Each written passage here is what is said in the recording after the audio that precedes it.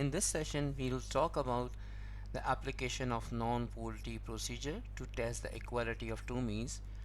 But before that, we know that if regarding data we are given an assumption that the two data sets follow approx normal distribution, then there are two possibilities. Either we go for pooled T procedure or non-pooled T procedure, and to decide between pooled T and non-pooled T, we have to first perform the equality of variance test. So this is what I have considered, and I am applying or using the equality of variance and then equality of mean test on this question 10.40. This is focusing on the performance in mathematics portion of male and female students in American College Testing Program test. So random samples of 15 male and 15 female students have given these statistics. Now you need to add as the first part in the question. Let's suppose we are asked to test the hypothesis at the 0.05 significance level that the standard deviation of the scores in mathematics portions of male exceeds the standard deviation of female students. So for this, we need to introduce or write down H1 as a right tail test. So I have first noted down the data that will be used in this application, and H0 I've stated as sigma 1 square equals sigma 2 square, whereas H1 I've stated as sigma 1 square is greater than sigma 2 square. So let's assume that we have to perform a right tail test, because as stated in H1, there is no need to divide alpha by 2. So we take the level of significance as 5%. We state this formula s1 square upon s2 square times sigma 2 square upon sigma 1 square as the f ratio that we are supposed to compute. Now if we refer the table, f table, for obtaining critical value from the f table, so we have to consider the degrees of freedom of 14 and 14 each.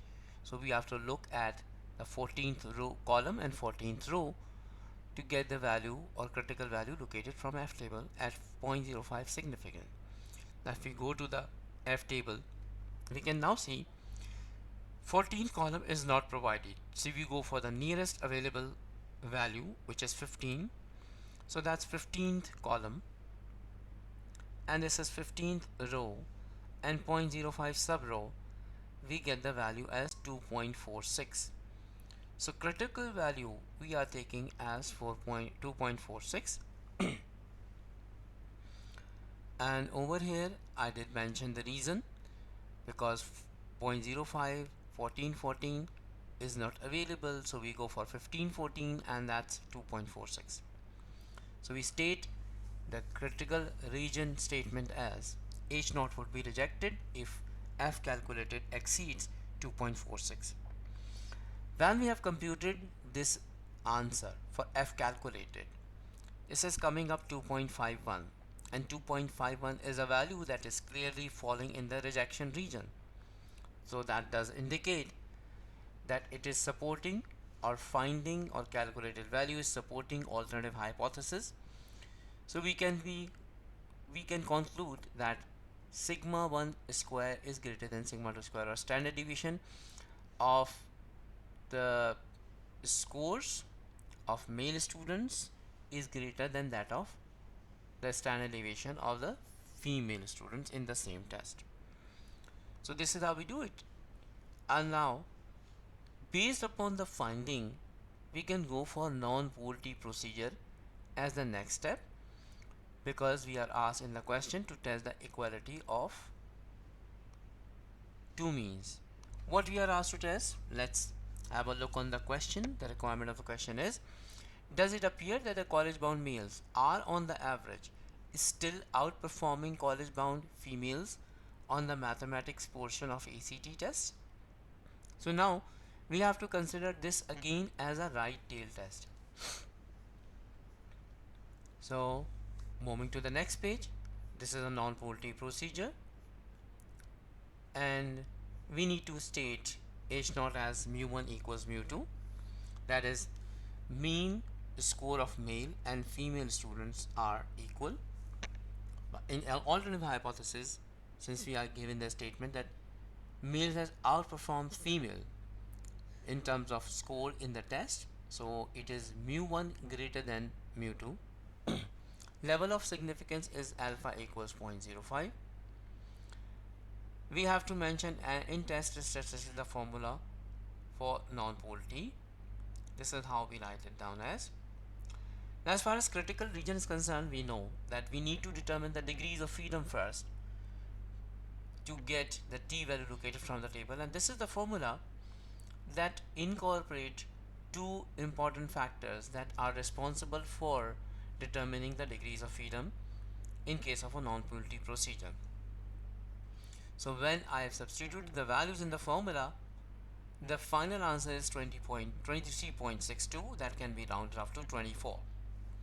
So we can state our critical region statement after finding out the critical value from the T table now. So T table gives us at 0.05 significance level and 24 degrees of freedom the T value of 1.711. Since this is the right tail test, we need to allocate the value on the right tail part under the curve, and we state our critical region statement as H naught would be rejected if T calculated is greater than 1.711. Substituting in the formula all the values that are desired to get T computed. So the answer for T calculated is 0.605, which is clearly falling in the non-rejection region under the curve. So what we can decide on the basis of our finding in terms of the T calculated value, decision is, since T calculated does not fall in the rejection region, therefore H naught is not rejected. Similarly, we can write down conclusion as the test results are not statistically significant at the 0.05 significance level, and data do not provide sufficient evidence to conclude that male students on the average have outperformed female students in mathematics portion of ACT test. That's all for this topic.